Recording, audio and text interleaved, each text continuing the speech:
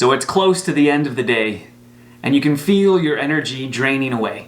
The clock seems to slow down as it gets closer and closer to a reasonable hour to stand up from your desk, to pack things up and to go home, or to stop whatever it is you're doing and to go in the house.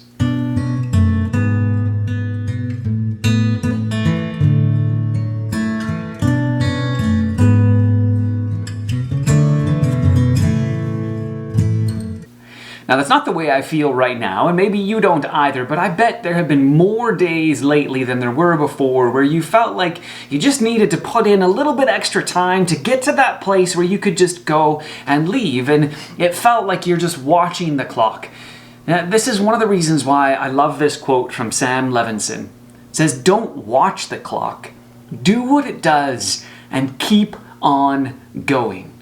When I started working with my dad and the other hired people on our farm, one of the things I learned pretty quickly was that I should always look busy. Now, of course, as a kid, I took it to mean that I should look busy to make it appear as if I was doing something important. And so I perfected the art of being able to walk with purpose somewhere that made it look like I was going somewhere, looking for something, maybe going to the toolbox to get a tool so that I could go and do something that I had been doing. And it didn't take me long to learn that just looking busy was as much work as just being busy and just finding something little to do. So if I didn't have anything to do at the particular moment, well then I would sweep up a little bit, or I would clean up some of the tools that had been left out and gotten all oily from the other people who had been working and doing other kinds of things, right? There's this saying in some of the hospitality industries that says if you have time to lean, you have time to clean.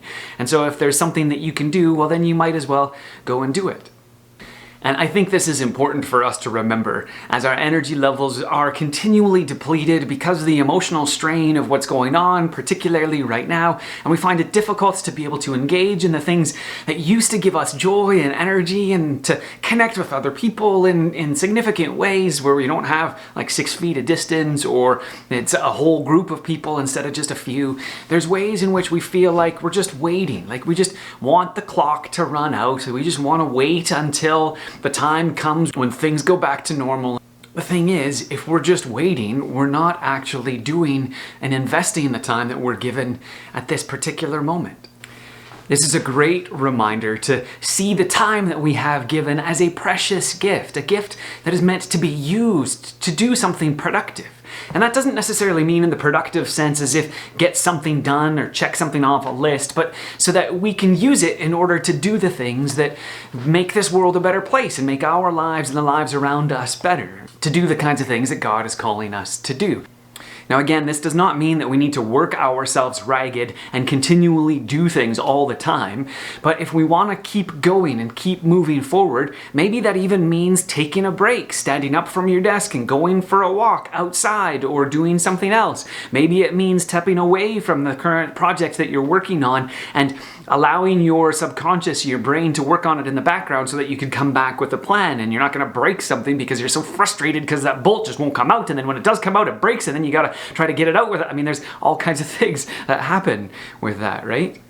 So here's my encouragement for you today and throughout the next months as we wait for things to release again and things to go back to normal. Don't just watch the clock. Do what it does and keep moving forward. Make progress in your life, particularly in the things that you think are really important. Invest in your health, invest in the health of your family and the community that you're connected to, and do those little things that make this world and your lives and the lives of those around you better.